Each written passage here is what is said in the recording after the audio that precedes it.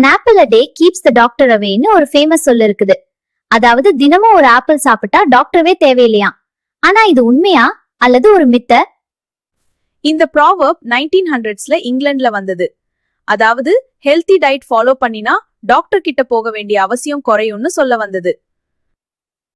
ஒரு மீடியம் ஆப்பிள்ல fibre, vitamin C, antioxidants, potassium இப்படி பல நியூட்ரியன்ஸ் இருக்கும். அதனால இது ஒரு ஹெல்தி ஃப்ரூட். ஆப்பிள்ல முக்கியமா இருக்கும் சால்யூபிள் ஃபைபர். இதனால் digestion improve, cholesterol reduce.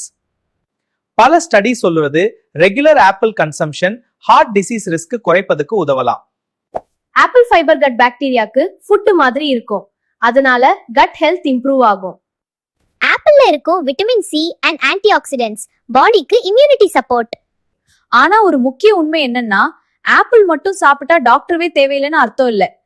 Balance diet, exercise, நல்ல லைஃப் ஸ்டைல் இவையெல்லாம் சேர்ந்துதான் ஹெல்த் அழுத்தும்.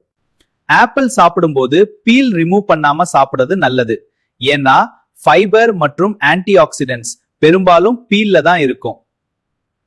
அப்படின்னா an apple a day keeps the doctor away முழுக்க உண்மை இல்ல.